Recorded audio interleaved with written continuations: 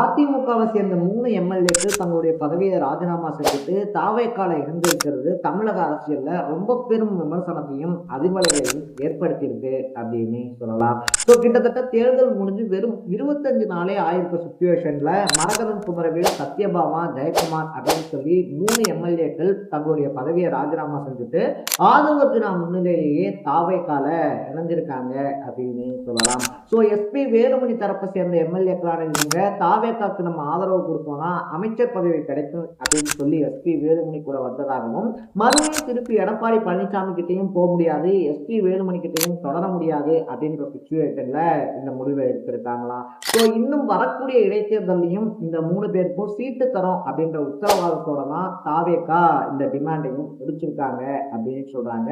இதனால இதுதான் குதிரை பேரத்தினுடைய உச்சம் அப்படின்ற விமர்சனமும் தமிழக அரசியல் களத்துல எழுந்திருக்கு.